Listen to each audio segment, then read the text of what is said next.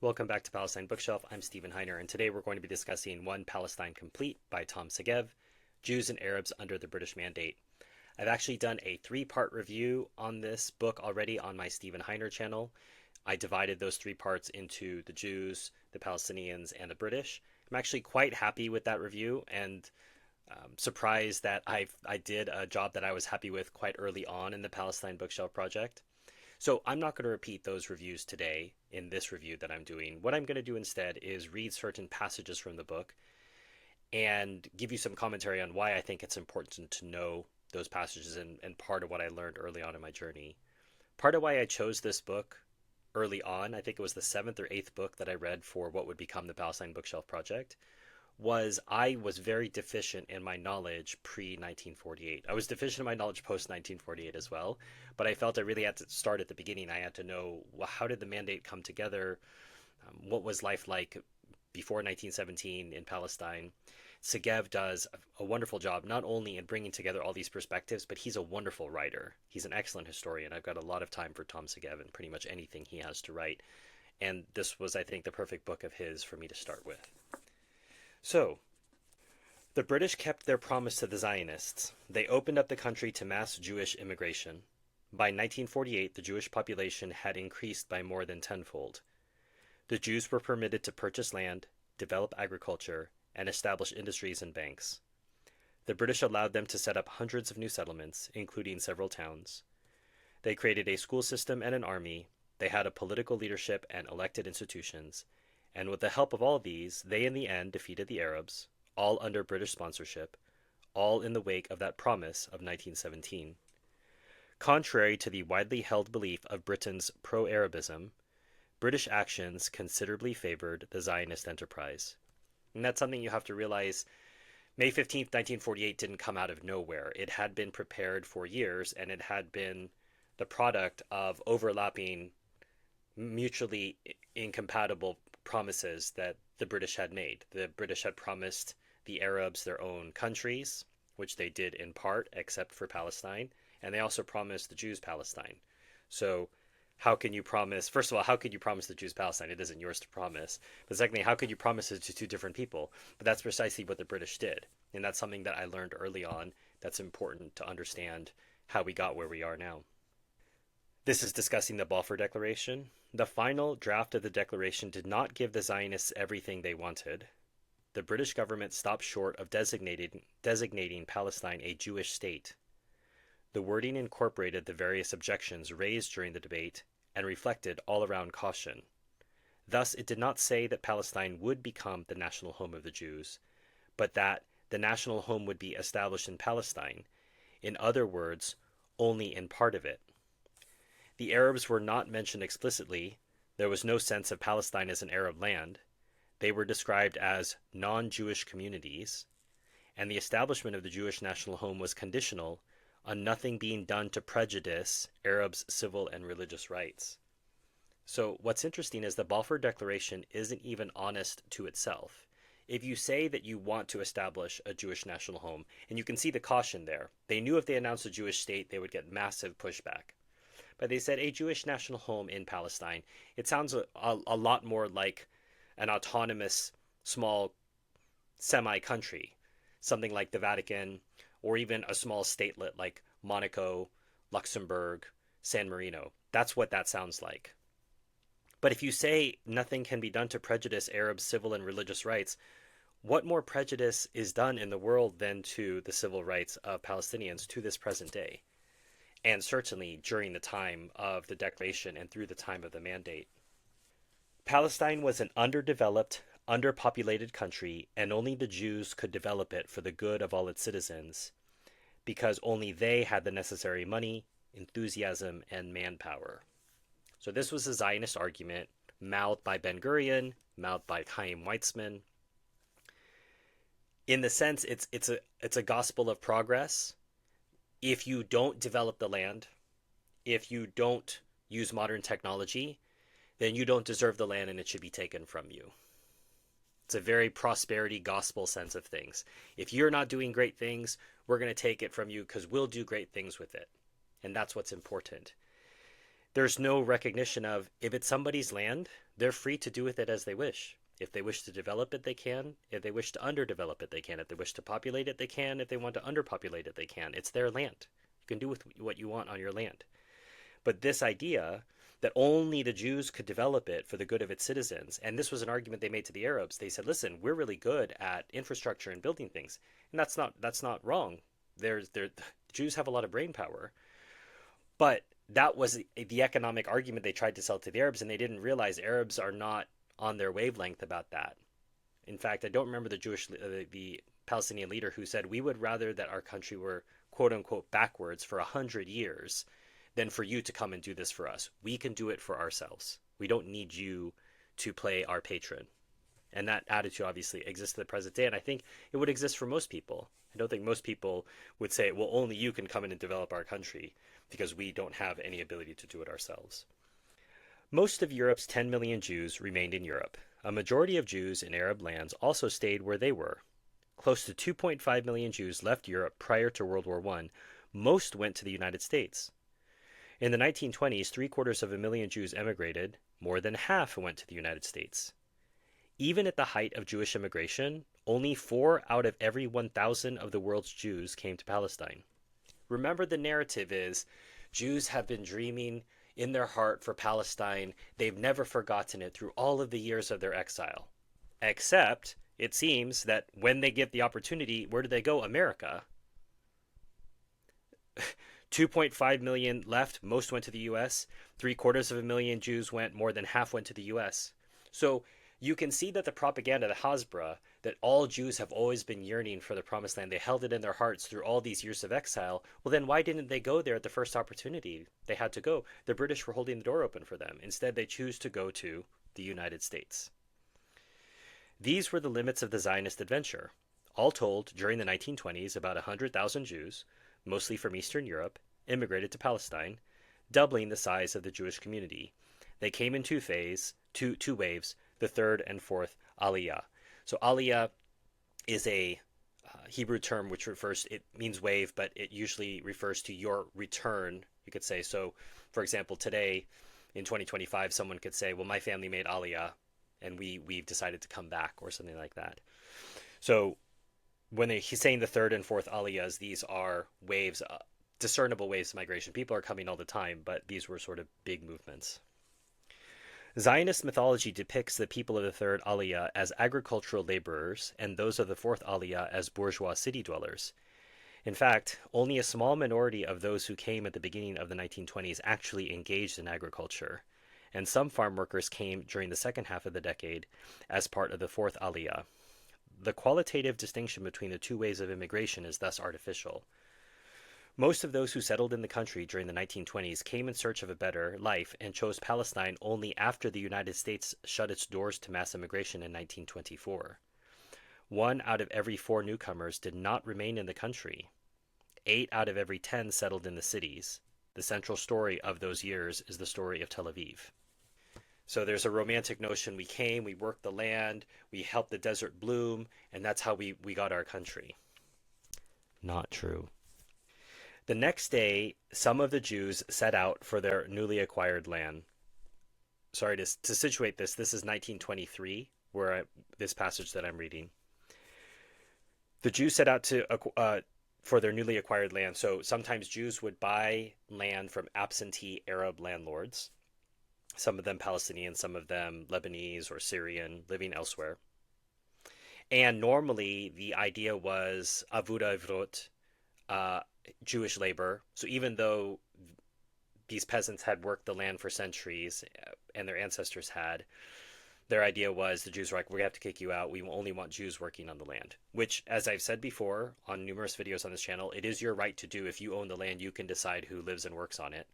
But what this does, the side effect, which you can't ignore, it creates a large group of homeless, angry people who have a reason to be angry.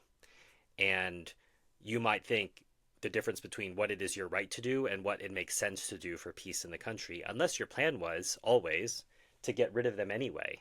So who cares if they're homeless for a period of time? We're going to push them out at some point. The next day, some of the Jews set out for their newly acquired land. The British police were present to defend them as required by law. Some of the Al-Fula farmers threw stones. One of the Jews opened fire, and an Arab was killed. Haaretz regretted the incident. Colonel Kish of the Zionist executive was concerned that the event would increase the difficulty of purchasing land in the future. No one should have been carrying firearms, he wrote. 2 Jews were arrested, charged with murder, convicted, and sentenced to jail terms. They were, however, acquitted on appeal. Their trial provoked great public interest. Why this was highlighted for me is this is 1923, and the behaviors that happened at that time are still happening to this day and hour. So firstly, someone throws rocks, and what you do is you shoot them. Rocks are not a deadly form of protest. They are clearly a form of protest, and however big the rock is, you can see them being thrown towards you. And you can either take shelter, get in a tank, whatever it might be. But it's not proportionate force. When someone throws a rock, you can throw a rock, but the idea that someone throws a rock and then you open up with a gun, machine gun in this case, and someone's killed. And then it says Haaretz regretted the incident. That Haaretz to this day is still regretting incidents. And then Colonel Kish of the Zionist executive, he wasn't concerned that an Arab was killed. He was concerned the event would increase the difficulty of purchasing land in the future. And then you have these Jews arrested, charged with murder, convicted, sentenced to jail terms, and then they were acquitted on appeal. How could they possibly have been acquitted on appeal? It's because Israeli public opinion wouldn't allow for these great heroes, these settlers, these people of whatever aliyah they were part of, to be jailed. It goes against the narrative of this is our land. How can we, the chosen people, be prosecuted for taking back our land? Everything we do is righteous. So to this day, Israeli IDF soldiers, if they're ever charged, they're either let off early from their jail sentence, or they're given a promotion, or they're given speaking fees, or whatever it is, but no one's ever punished in Israel. It goes back to 1923. I didn't know that when I first read the book, but it set a benchmark for me to understand what has happened in Israel and what is happening now, and what happened in Palestine and what is happening now. The image of the ideal pioneer was largely congruent with the image of the new man, supposedly being created in Palestine. He appears on period posters and in photographs as a muscular, light-haired, joyous youth. The ideal was part of the Zionist movement from its beginnings. Max Nordau was famous for his call for a revival of muscular Judaism. Arthur Ruppin praised the pioneers as members of a new Jewish race. Zeev Jabotinsky said, "There is a need to create a new Jewish frame of mind. I am almost prepared to say a new psychological race of Jews." Ben-Gurion dreamed of a new type of Jew who will be an exemplar for tourists. The inspiration for this ideal came largely from the Soviet Union, but also from Weimar Germany and fascist Italy. So this projection, this idea of the strong, muscular Jew who's not going to take any nonsense from anybody, and you'll see some of this social media, not my grandfather's Jew or something like this, when they're talking about gunning down Palestinians as if their grandparents had been so proud of them. Well, I'm so glad you're not like us and you murder babies and children in their sleep. This new Jewish frame of mind, Jabotinsky says, I'm almost prepared to say a new psychological race of Jews. Indeed, a new type of Jew that is completely okay with genocide and apartheid. An entire new type of person to match Talmudic Judaism, which is a reinvention of Judaism post-Christ. Remember that Mosaic Judaism is a different creature entirely from Talmudic Judaism. It may share the name Judaism, but most people don't know about the Talmud and what a disgusting text it is. I'll leave it for you to investigate. We may talk about it in the future on the channel.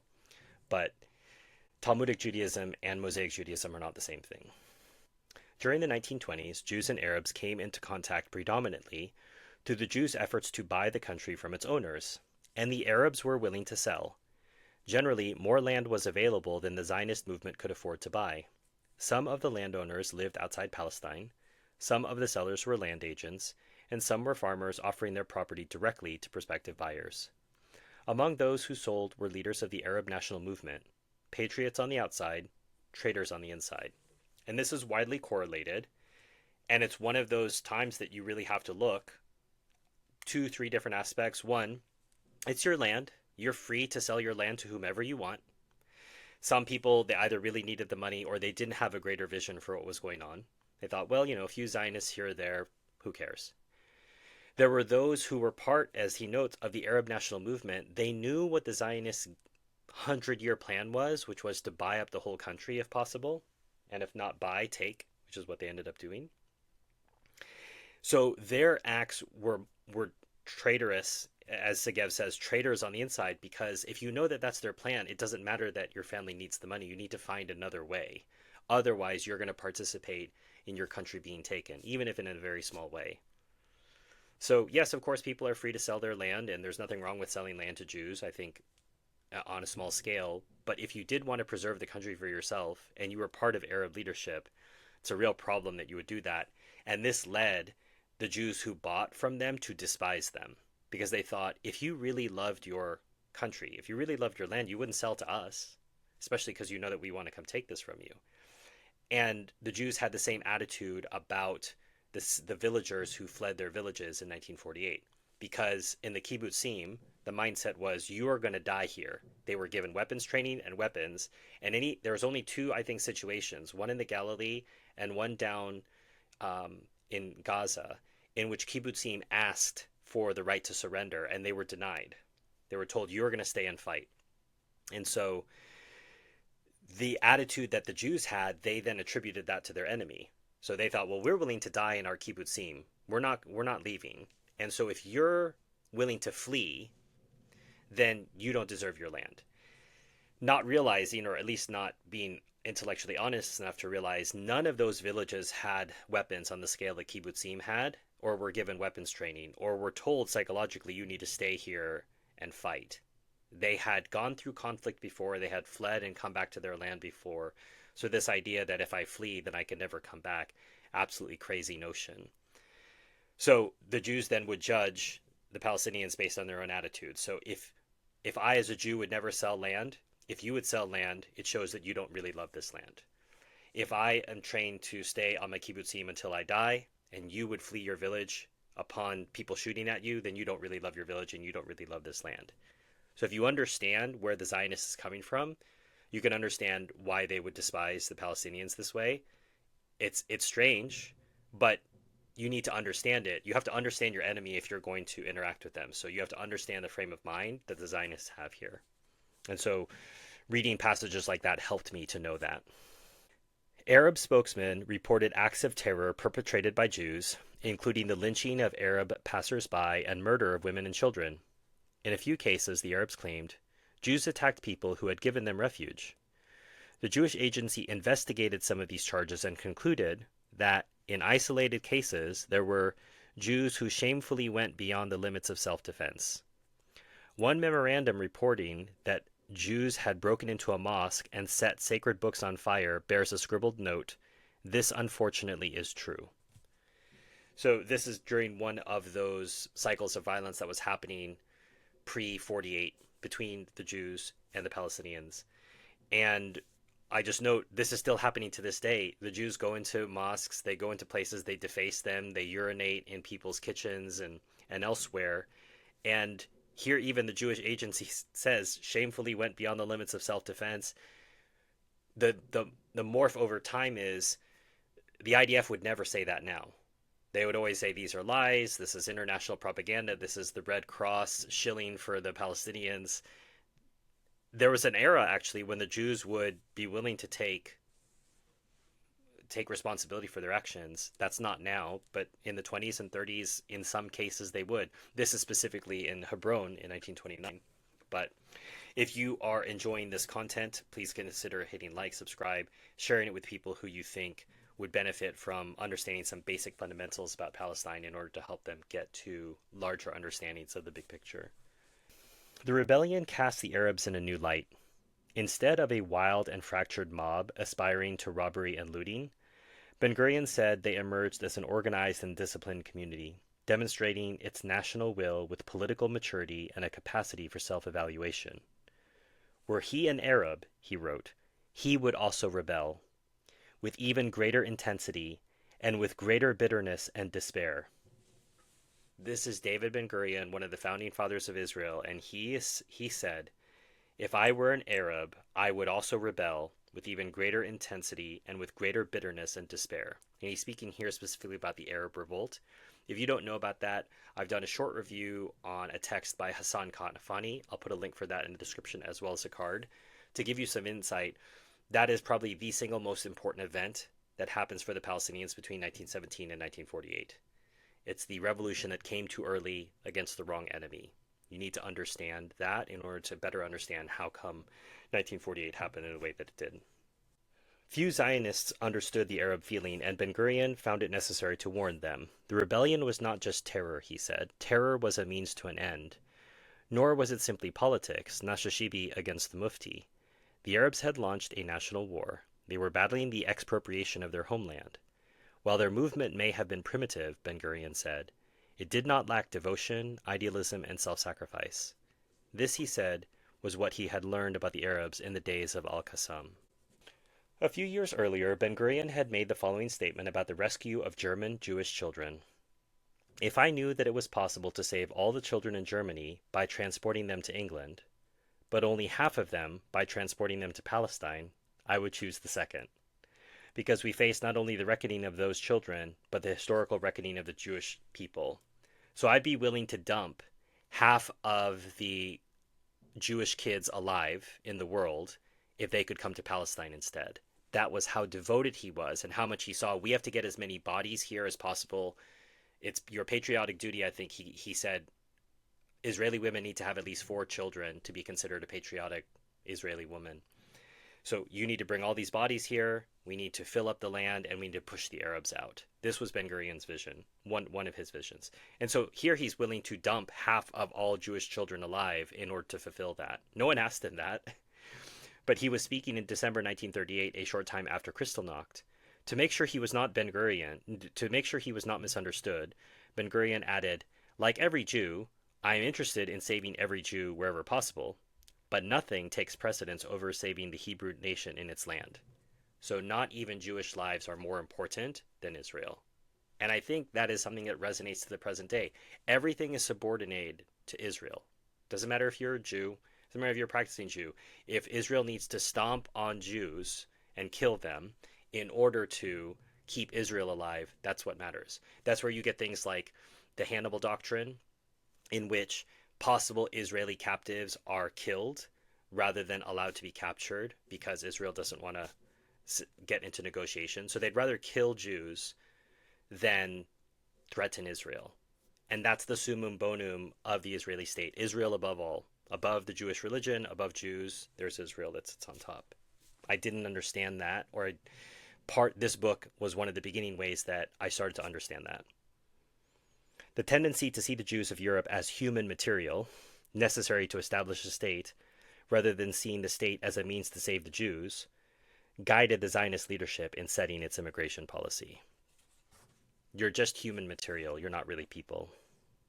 At the beginning of the 1920s, the idea found a well-known advocate, Israel Zangwill, the writer.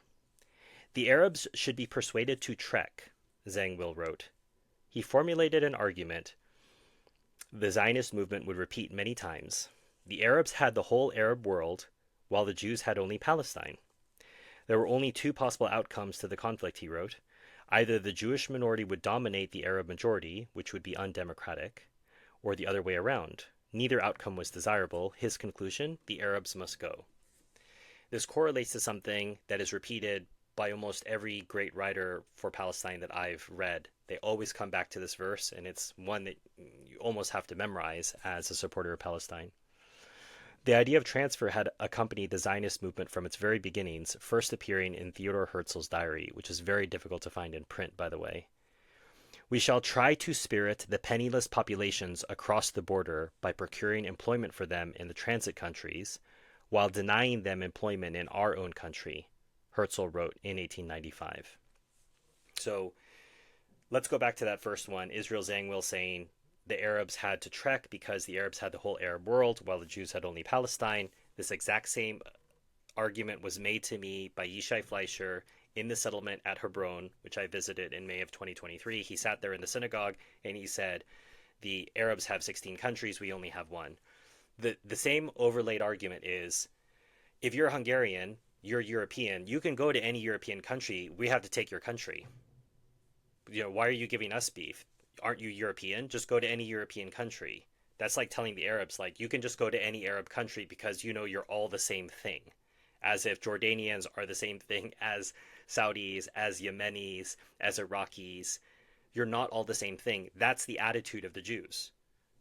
The idea that, well, you can just go anywhere because Palestine doesn't exist. It's important for their narrative to be that Palestine doesn't exist because that's the only way they can establish their state. If Palestine does exist, then they have to admit that they built on top of a pre-existing people and a pre-existing land. That's a real problem for their narrative, right? So we have to get the Arabs to trek, and other writers will say, well, it's in that they're nomadic people anyway, so have them do that. Disappearing the Arabs lay at the heart of the Zionist dream and was also a necessary condition of its realization.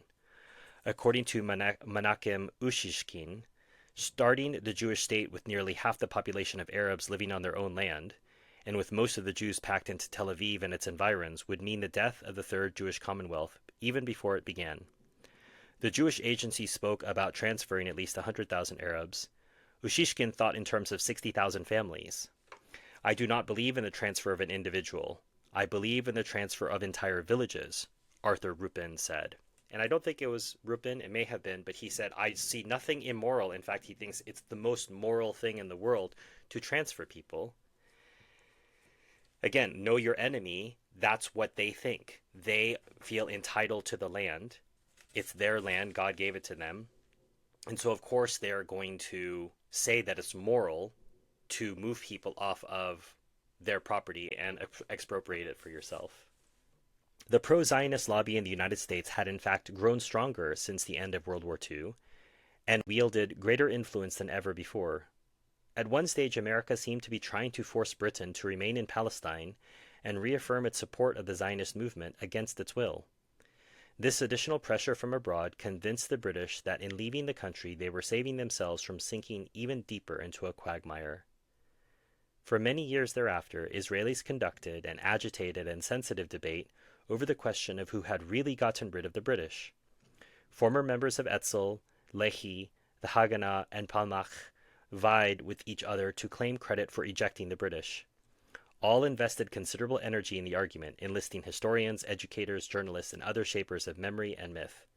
The political stakes were high, the assumption being that whoever had expelled the British had thereby won the moral and national right to lead Israel's government. All the warring parties completely ignored the role played by the Arabs in sending the British packing. Through the Arab Revolt, where they increased the price for the British in realizing, I don't think we can continue this. So the narrative is such that the Jews who were only put into Palestine through the help of the British are then able to twist the narrative and say they fought against their colonial masters, the British who had done so much for them in helping the Jewish state get established. And just shows you the Jewish state, in this case Israel, is perfectly happy to eject and get rid of whoever had helped them at the soonest opportunity. And finally, when we're talking, this gets us towards 1947 and the UN partition plan. Remember, the UN had no moral or legal authority to partition Palestine. So the whole idea that Zionists will always put to you that, well, the Arabs were promised their own homeland and the Jews accepted and the Arabs didn't. And so that's how we have Israel. Firstly, of course, the Israelis are going to accept it. They were the minority population, but they were offered 55% of the land, which is nuts. And just because the UN decreed it didn't mean it was a take it or leave it situation. The UN were not the final arbiters. They weren't even in control of the territory. The British didn't have any legal right to that territory either. It was all simply controlled by these global North forces. Even then, there were Jews who opposed partition. Revisionist hawks would not agree to give up the territories assigned to the Arabs. The binationalist doves decried the principle of separation, believing in one or another form of coexistence. The Zionist movement accepted the partition plan in a wise tactical step. Even then, all the players understood that geographically and demographically, the UN's partition plan could not be implemented. The border between the two states was long and contorted, impossible to defend. The Jewish state would include more than 500,000 Arabs, slightly more than the number of Jews then living within the proposed boundaries. Some 10,000 Jews, including the inhabitants of the city of Nahariya, would find themselves within the Arab boundaries. Furthermore, there was no reason to trust that international control of Jerusalem was viable. No one believed in the UN's map. Everyone knew there would be war. The proposal was passed by a majority of 33, including the United States and the USSR, against 13, with 10 abstentions, including Britain. The victory was largely due to the work of the Zionist lobby. David Lloyd George would not have been surprised. He had always known that the Jews controlled the world. Sir Henry Gurney, the chief secretary, followed and analyzed the components of the Zionist movement's propaganda carefully. His analysis was hostile, but not unintelligent. He noted that the Zionists had successfully equated anti-Zionism with anti-Semitism.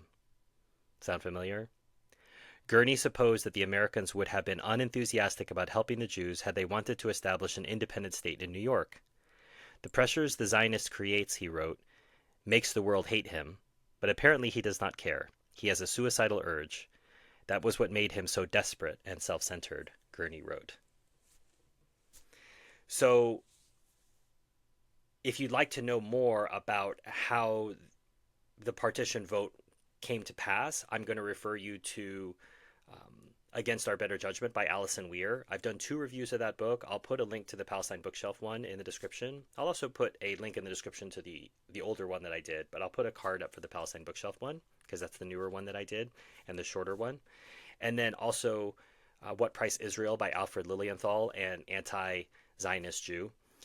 He wrote that book in 1953, and he also, I would say, has a forensic look at the partition. Probably, I think I read 20 or 30 pages in which he's describing the movements of what happened for that vote. So I'll put a link in the description as well as a card.